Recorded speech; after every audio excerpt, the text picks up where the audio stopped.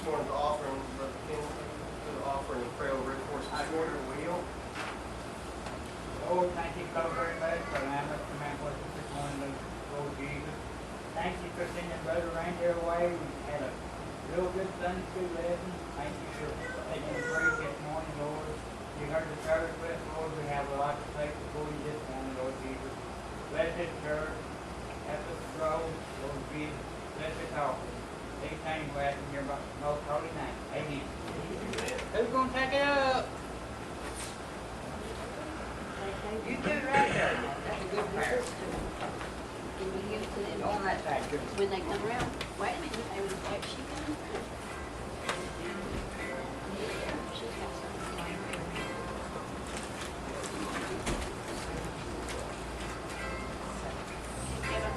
I sing this song.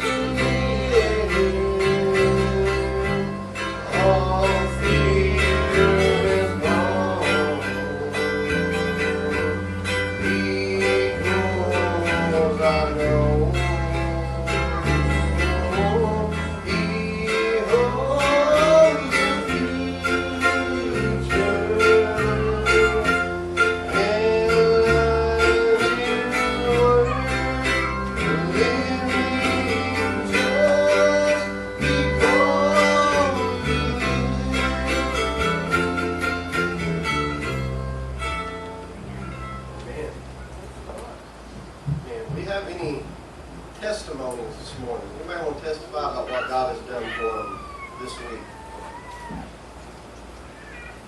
Amen. Randy, I just want to thank God that, He's keeping His hand up on me through this process that I'm going with the circumstances with my health. I know He has it under control. Amen. Thank God. Anybody else? I want to testify.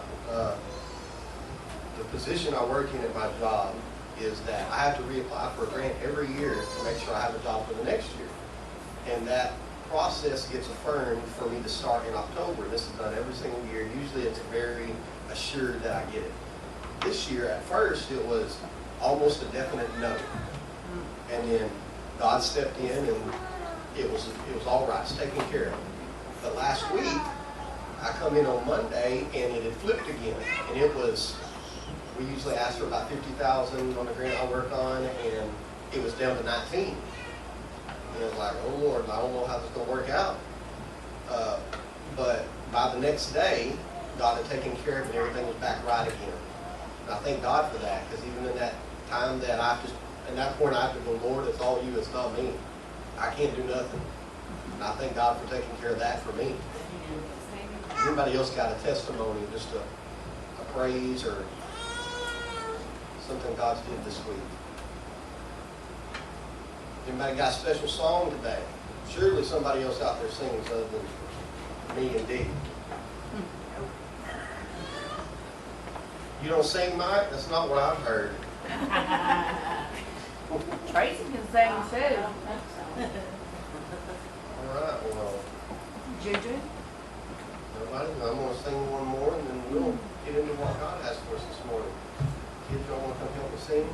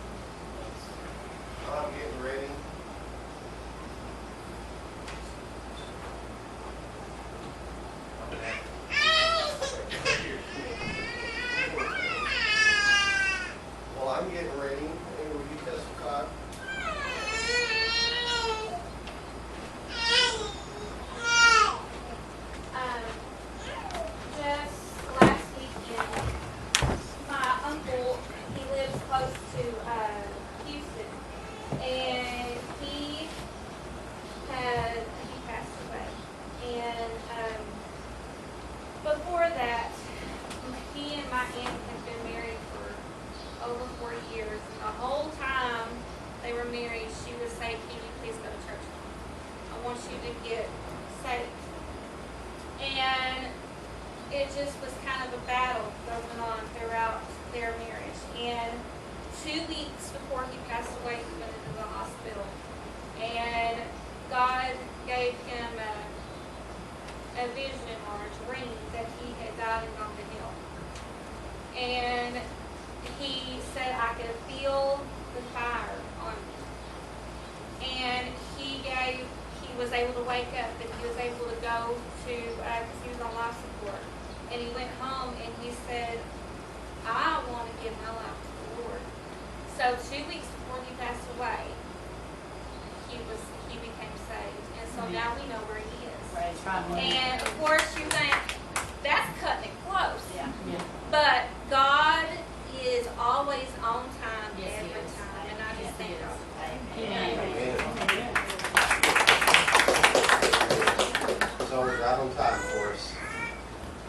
First of all, the thing that I'm able to be able to be here and give an opportunity to come here and preach today, it's always a blessing to get to be over here. And the opportunity to get to preach God's word anywhere is always a blessing. And I thank God for that. So this morning we're going to, the scripture we're going to be reading in is in Matthew chapter 14, starting with verse 22. And while you're turning there, I want to pray. Lord, we thank you for this service so far, Lord, for the Sunday school, for the song sang, Lord, for the testimonies. We praise you for it, Lord. But Lord, we thank you for the word and this message that's about to be brought forth by you, Lord. We just ask that each and every person here grow in you in it this morning, Lord, that we all leave here closer to you with just the word you're about to bring forth, Lord. We thank you and we praise you, God. Amen. That's Matthew chapter 14, verse 22. Before we read the scripture, I want to show you where God brought this message from.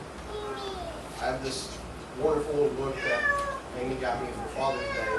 That's Hebrew words. And one of the words in it is mem, M-E-M. And mem is the root word in Hebrew for their word water. But mem means chaos. And think real close about this. So every time these Jews, these disciples of Jesus, talked about the Sea of Galilee, they're talking about chaos. You think, why would they think that? But every one of them grew up hearing the story of the water that destroyed the whole planet, that destroyed everything. So they always associated the water with chaos. And remember that as I read these scriptures, and then I'll show you a little bit more about what God really wants to show us this morning. But in this, water is meaning chaos. So Matthew chapter 14, starting at verse 22. Immediately Jesus made his disciples get into the boat and go before him to the other side while he sent the multitude away. Before we go further, what happened just before this, he just fed the 5,000 men, plus the women, plus the children, and had food left over for the disciples. So they just seen a miracle by Jesus, and he sends them out in the boat to the sea, which they associate with chaos because of all the storms that happens on this sea, just like that. So verse 23, and when he had sent the multitudes away, he went up on the mountain by himself to pray. Now when evening came, he was alone there. But the boat was now in the middle of the sea, tossed by the waves, for the wind was contrary. Now in the fourth watch of the night, Jesus went to them walking on the sea. And when the disciples saw him walking on the sea, they were troubled, saying, "It is a ghost." And they cried out for fear. But immediately Jesus spoke to them, saying, "Be of good cheer. It is I. Do not be afraid." Peter answered him and said, "Lord, if it is you, command me to come on the water." And so he said, "Come." And then Peter come down out of the boat. He walked on the water to Jesus. But when he saw that the wind was boisterous, he was afraid, beginning to sink. He cried out, saying, Lord, save me. And immediately Jesus stretched out his hand, caught him, and said to him, Oh, you of little faith, why did you doubt? And when they got into the boat, the wind ceased. Amen. Now, we said in the beginning of this that when they talk about water, the basis behind that is they're thinking chaos. They're thinking destruction when it comes to that water.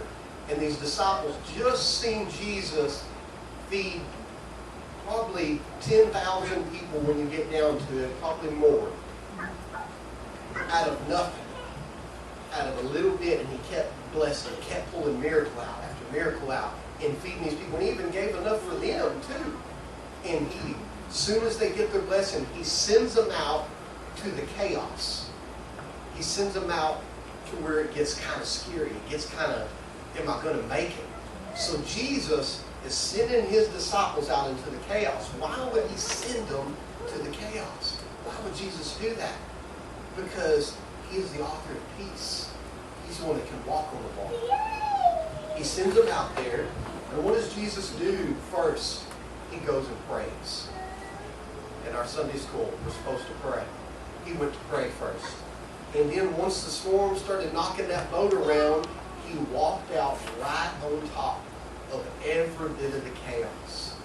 So if we got chaos in our lives, we got fear, we got stuff that we just don't know how we're going to control, Jesus can walk right on top of every single bit of it. And it never disturbed him. It never hurt him. You go, but that's Jesus, not me. Peter walked on the water too. All he had to do was say, ask Jesus, if it's you, Lord, let me come out of the water. What did Jesus say? Come on. And all Peter had to do was step out of the boat. Now mind you, he wasn't the only one in the boat. The boat was full of disciples that just witnessed miracles, were Christians in church that just seen blessings and healings. We leave church and the storm hits just like that. We get to our car and the devil is fighting just like that. Immediately, he starts hitting. Something's in the car, something with the kids, something going on here, there's a phone call, there's a message, something happening immediately to try to take your peace. And what happened with these guys, they lost it. They just couldn't. There's a ghost out on the water, it's going to come get us, the storm's going to destroy us. Peter's the only one that said, if that's really you, Lord, if it's you, let me come on the water. Because he knew that Jesus could let him walk on the water too. He knew he could. He had that much faith in Jesus. So he called him and said, come on, walk out on the water. Peter got out there and he walked on the water. Walked out there to Jesus. Now we get our blessings in church. We go, we call upon the Lord in the storm. And the Lord touches us. And we got the peace. Yes. We're ready to go. And we get out there like Peter. We're stepping and walking. And all of a sudden our eyes drift. And when we see the storm, it goes. Because when Peter walked out there on the water, sometimes I think we have this vision that the storm quit and he walked on peaceful water. He walked on calm seas. He did not walk on calm seas. He walked on top of the storm. He walked on the waves that were probably going up as tall as him and crashing on him. But he walked anyways. Yes. He walked right through and walked right on top of them until his eyes drifted and he seen the storms once again. And when he focused on the storms and not on Jesus, he began to sink. Just like that. Yes. But the beautiful thing is, it says he cried out to Jesus. And the word says immediately. That means Jesus didn't wait for him to get a little bit of water in his mouth. He didn't wait for him just to have his fingertips sticking up out of the water. That means the split second Peter cried, Jesus grabbed his hand. So that means Jesus was watching. Because Jesus sent him to the storm. He sent them out there to let them see if they still had that faith they had when they were handing the food out of that basket that came out of nowhere. If they still had that same faith feeding those 5,000, did they still have it? They got in the storm and they lost every single bit of it. And Peter walking on the water, he sees it. Peter's got the faith. He's walking on the water. He's walking on top of that storm. And then he begins to sink. And I can just imagine Jesus shaking his head, going, oh, Peter. Going, oh, Randy, you were doing so good. And then you begin to sink again. But he watched him the whole time. Like a good father, he's watching and waiting for him to go, I need some help. Because sometimes when our kids are growing, we can't be there to go, don't touch that. Sometimes they got to learn. Sometimes they got to go, you know what, that's going to shock you. You're going to quit in a minute. There's stickers out there, and you're going to get stickers in your foot if you walk out there without any shoes. Jesus has to do that too. Yes, it is. Sometimes he has to let us step out there and get sinking in the middle of the storm, but he's Yeah, standing right amen. there going, all you got to do is call out. The word says, ask, and you shall receive. It says, knock, it's going to be open. Seek it, and you're going to find it. Why? Because he's standing right there on top of your storms, on top of the chaos, that all you can see is chaos. He's on top of it, going, just call on me. Now, when he pulled Peter out of the water, once again, I think we have a vision that the storm quit. But it did not quit just because Peter was pulled up by Jesus in his drowning state. Okay, sometimes we get our blessing, we get touched, and we expect all of the problems to go away immediately. We expect them to go, and we're all good, everything's wonderful. But when Peter got back up out of the water, the storm still raged. The wind still blew. It was still chaos where he was. But he was there with Jesus.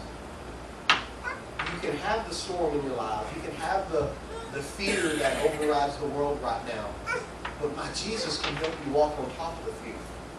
Yes, he can make it go away. He does here in a few seconds. But he can also help you walk on top of it. He can help you go out there into the world, go to your jobs, and hear those horrible newscasts talking about COVID getting worse. And talk about rioting, and talk about this fear, hate everywhere. And he can give you peace to walk out right on top of it and go, how in the world can you walk out there in that world, hear all that news, hear all that's going on, and still stand in God like you do? So because God gives peace. Yes, he does. He's the one that, he might not make the storm go away. It ain't away yet. But he can let us walk on top of it. Yes, amen. And I can only be on top of it with Jesus. That's right. The Yeah. second Peter turned away from Jesus, and it was just Peter, he started sinking and sinking fast. Because God is the one that gives us peace. He's the one that lets us walk on the water. And only he can. And I thank God that he does. Yes. But there's another part of this storm. There's another reason that Jesus sent him out there. Because the second they got in that storm, the second it got real bad, the water started coming over the edge of the boat. The lightning started hitting. It got real cloudy, and they started going, uh-oh. I got some sisters, I'm not going to say who, but they might get upset. But some of them don't like storms. Like from this big to this big now. They don't like them storms. It gets loud and banging, and they be calling Daddy at work. Daddy, how's the clouds look on the radar? Because they don't like them. But when they call Daddy, he goes, you're going to be okay. They find him. And I can say it to them. Mama can say it to them. The weatherman can say it to them, and they do no good till they call Daddy. And then suddenly, they're fine. They're all right. Daddy says it's going to be okay. It's going to be all right. But that storm got their attention. It got them to contact Daddy. This storm got these disciples' attention. Suddenly, they're in the middle of chaos. They're in the middle of true, bona fide, we gonna die of fear. But what happened? Suddenly, they're focusing on Jesus. Because I assure you, the first step Peter took out of that water, the rest of them were watching Jesus then. Because they knew who he was at that point. They said, you know what, that's really Jesus out there. It's not a ghost on the water. He said he was Jesus, but I wasn't sure. But when Peter stepped out on that water, I knew he was Jesus. He got their attention with that chaos. How many times when it gets bad and it gets rough with somebody, do we hear those phone calls? We get those text messages. Please pray, it's going bad. And they haven't been to church but on Mother's Day and Christmas. But when that storm rages, suddenly they're praying. They're going, I need to go back to church. I need to get that. I need to call Sister Blaine and get her praying for me. Because when the storm gets bad, they know where to go. Yes. On 9/12/01, the day after 9/11, everybody was praying. Everybody was in church that next Sunday. Churches were full because there was chaos. And the only place to get over chaos is with peace. And the only peace is through Christ. Sometimes we go, why does all this bad stuff happen? Sometimes our stubbornness, God lets things happen. He goes, you ain't gonna listen, we'll get your attention. I've heard that before from my mom and daddy. We'll get your attention. You're gonna pay attention when I get done. Yeah. Sometimes God lets things blow through instead of preventing it. Because there's no telling how many times in your life that God put his hand up and goes, they can't take that right now. They can't let that happen. But sometimes he pulls his hand back and goes, they can take this and they really need this storm right now. They really need this one. Because this one, they can handle the storm because this one is just right to get them to pay attention to me. Because that's what the loving Father does. He looks at you, he sees you and goes, he sees in your battle where you're battling where you're at, and he knows what you need to get stronger. He knows what you need to overcome not just that storm, but 3 storms down the road, what it's going to take. So he starts building you. Just look back at all the valleys you've been through, all the tough times you've been through. You go, wow, because of that one, I can stand today. Because of that one, I can do this today. Amy's told me many times that because of the miscarriages that she did have, God's going to send her to the right person one day. Somebody's going to come by and they're going to need to hear her testimony. They're going to need to hear that she made it through that because of God. And her testimony is going to help her. I believe it. I know it is.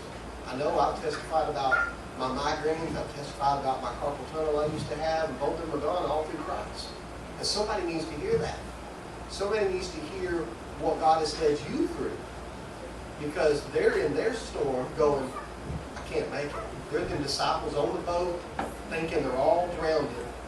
When you've already made it through that same storm and they need peace, and you can be the one that helps God get peace by going, I was there. I was at that doctor's office when they said, you're going to die. You got cancer, you ain't going to make it. But you was there when God healed, when God delivered. Don't be afraid to tell people what God did for you. Even if you think it's minute and minuscule and little bitty. Last week in my Sunday school class, I shared a testimony that I've heard my whole life. I don't even remember the guy's name. He was a man of God, and God many years for him. But when he got to testify at Round Flat, he testified with all his heart. He poured his heart out, and it didn't matter what it was. And he had one testimony one time, and they said he cried the whole time he testified. He got up there and said, I want to thank God for a piece of string. I was out at my farm the other day, and my fence was broken, and the goat kept getting out, and I didn't know how to keep the goat in. I said, Lord, I need something to keep this goat inside.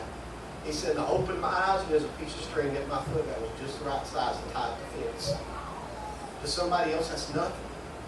But in that battle, that's exactly what he asked for.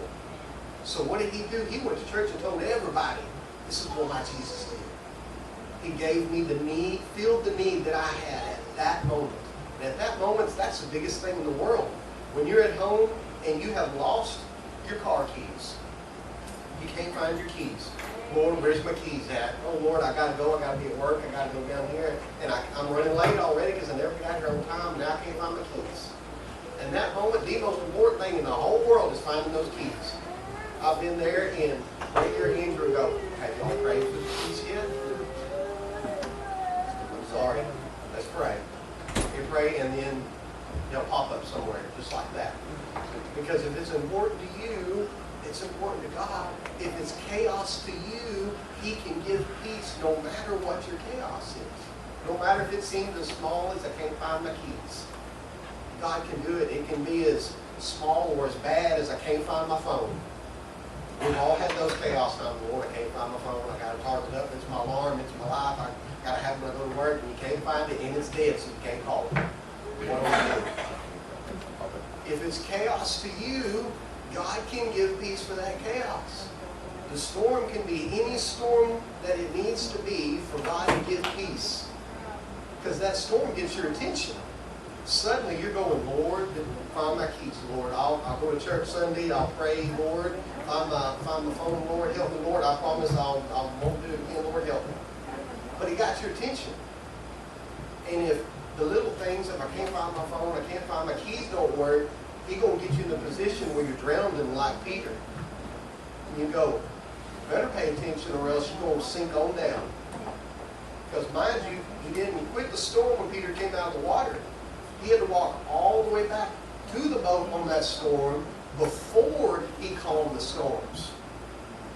So God blesses you, He pulls you up to peace. But remember, if you take your eyes off, you can sink again just like Peter did. You go right back down into that same spot you was. And Jesus just keep on going because you don't want it no more. But God gives peace. He can pull you out of it. Absolutely He can. In Malachi 4 and 3, one of the last scriptures in the Old Testament, Malachi 4 and 3 says, You shall trample the wicked, for they shall be ashes under the sole of your feet on the day that I do this, says the Lord. If God is number one, even though you got chaos that's trying to attack you, and it seems bad, it seems massive, God says if He's number one and you call upon Him, He can make those problems be like ashes under your feet. You ever stepped in where a fire was before and it's just ashes? They just blow away. The wind will catch them and it's nothing. It's just dust and it's gone. God can do that to your valley. Do that to your storm. Do that to your problem, your trial. But it takes Him being number one and calling on Him. He can be number one in your life every day, but if you don't say, Lord, help me, then He can't help you. Some of us are bull-headed and stubborn, and we don't ask God for help. We go, God can help me, God can heal, but have you yet to go ask Him to heal? Have you yet to go ask Him for help? Go, but I don't really need a problem, Lord. I just need something for my car. I just need this on my house fixed. I just need this. If it's bothering you, it's bothering God. Because you're His child. You're the one He loves, and He wants to take care of you. You're the one in the storm crying, and you're afraid. You don't know what to do, and He's the one with the peace going, I got it right here. All you got to do is ask. All Peter had to do was ask, and God let him walk on the water. Because he walked on the water with Jesus, He calmed the storms when he got back to the boat. And all it took was Peter saying, if that's you, let me walk on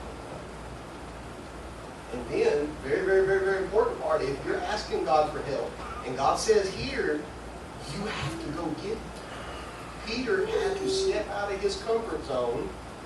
He had to step out of the boat where he was safe, and he had to walk on top of that chaos to Jesus. We can get real comfortable in the pew, at home, wherever, and then God goes, I got you healed. I got your blessing. I got your deliverance. It's all right here. But you got to step out and be prepared to get rid of stuff. You got to be prepared to let me take things away. Let me put things in. And you got to do what God says. Or else, like Peter, right back down in the water again. You can't quit. You can't give up. You got to continue to press on and push in and keep going, or else you'll be drowning down in the water. Even though you walked on it a little bit, you can go back down in. Even though you made it to Jesus and you're heading back to the boat, if you take your eyes off Him, you're going back in the water again. I don't remember who I was talking to. I don't know if it was Amy or somebody at work. We was talking about our storms and how bad they can be. And to say sometimes you don't realize how God's taken the storm away because you're in the middle of the storm. You're right square in the middle of that storm, and you go, this storm is still here, but it went from this whole building down to this one piece of paper, and you can't see it because you're in the middle of it, but God's working. God's making the storm go away. He's blowing it away layer by layer. But you've got to have faith and stand firm that God's taking the storm away from you. No matter if you can't see it or not, God is taking the storm away. And you've got to have faith and have patience that God's doing it. So remember this morning that even if you have chaos, even if every time you open your eyes and you walk out your door, it hits you right in the middle of the forehead, God can still give peace to walk on the chaos until He takes the chaos away. Because the chaos in the world ain't gone yet. But God can give you peace to walk on top of it until He blows it all away and it's all gone. Because one day He's going to blow everything away and we're going to get to go live with Him. There ain't no chaos, it's just peace forever and eternity. But until then, He can help us walk on top of it, walk on the storms. As long as we keep Him at number one, and He is our main, and He's going to listen to and obey, He will take care of us. I assure you.